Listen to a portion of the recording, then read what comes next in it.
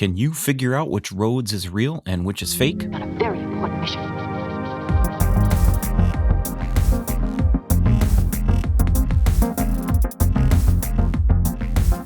Very important. Today we are going to do one of those musician competence videos where I put up several sound samples and you, the viewer, try to figure out if you can tell the difference between them. Because you know, all 6th graders could easily do this. Well, at least teenagers could, because they know everything. What about mine? Dude, what does mine say? Sweet! What about mine? So I'm being kind of tongue-in-cheek with the title sequence here, because I think over the years, the gap between an actual physical musical instrument and its electronic equivalent has become really small. So small, in fact, that lots of other YouTube personalities are putting out similar videos with real professional musicians. And the professionals are getting it wrong a majority of the time. I think these videos are a lot of fun, but I like them for a different reason. Mainly because it gives you a chance to compare different hardware synths against VST libraries, and if you're looking for a specific sound from a specific instrument, then it's a great decision-making tool. We are starting out with one of my all-time favorite instruments, the Fender Rhodes, which was invented by one Harold Rhodes. The Rhodes is similar to a piano in that it has keys and hammers, but instead of striking strings, the hammers strike thin metal tines next to an electromagnetic pickup. Thus, the Rhodes is kind of the electric guitar version of a piano. Rhodes was one heck of a guy. He not only designed a piano teaching method that combined classical and jazz music, but he also used this method as therapy for recovering combat soldiers in World War II when he was in the Army Air Corps, and he had a nationally syndicated radio show. He started tinkering with the design for the first Rhodes when he was in the Army by taking parts from scrapped airplanes. These were developed into miniature pianos that could be played in hospital beds occupied by wounded soldiers. During its heyday in the 60s and 70s, Rhodes were hugely popular, being utilized by pretty much all the greats, from the Beatles to Stevie Wonder, Herbie Hancock, and of course, Ray Charles and the Doors. Heck, Ray Manzarek from the Doors even said that the band would not have existed without the Rhodes. Today, Rhodes are still a staple of the music industry, continuing on with bands like Coldplay and Pomplamoose picking up the reins. We are going to start with 4 different samples. I'm going to play the same piece using MIDI so that the phrasing and velocity of the notes is the same for all 4 instruments. Phrasing? Then I'm going to volume match all the samples, put them in random order, and see if you can figure out which is which. 2 of the examples are pretty cost-effective options. They were sampled from a real Rhodes, and you can currently purchase them as VST instruments. UVI's Attack EP88 and Teletone Audio's Vespertone. Both great instruments, both very realistic sounding. The third sample would cost a bit more coin, as it is from a Nord Grand. This is also a sampled sound from a real Mark I that was used at the legendary Nefertiti Jazz Club in Gothenburg. The 4th instrument in the lineup is the actual Imposter. It's a Mark I from Pianoteq 8.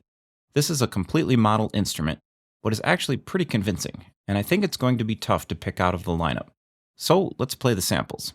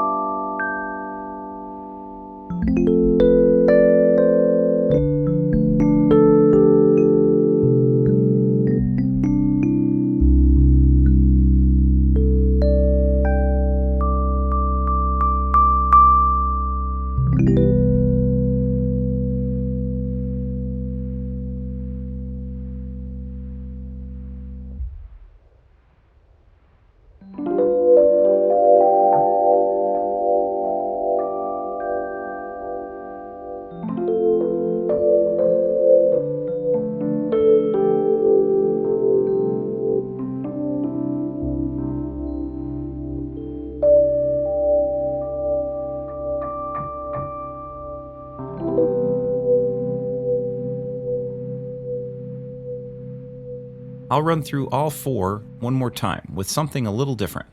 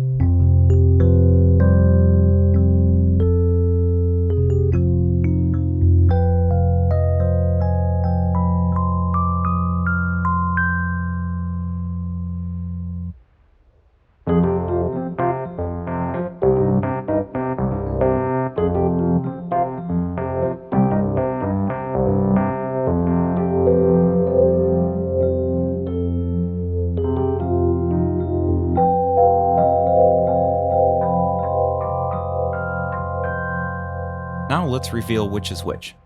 Starting with sample number 3. This one was supposed to have been the easier one to pick out because it is different from the rest. It is one of the sampled instruments, and it is UVI's Attack EP88. I thought it would be more distinct sounding because UVI put tacks on the hammers, which was a common tactic back in the day. Note that dad jokes take up approximately 7% of my channel. What did Michael Jackson call his denim store? What? Billy Jeans. It's a subtle difference though, especially when compared to sample number 1, which is not tacked, and that was the Nord Grand. It's a super rich sounding Mark I, and it's probably one of my favorite samples from the Nord lineup. Sample number 4 was the Love 1979 patch from Teletone Audio's Vespertone. Very nice sounding and with more grit than the first 2. And the imposter was the MK1 Gritty 1 patch from Pianoteq. So, how many did you guess right? Let me know in the comments, and also if you like this content, because we can do more. Be sure to hit that like and subscribe, and we will see you on the other side of the mountain.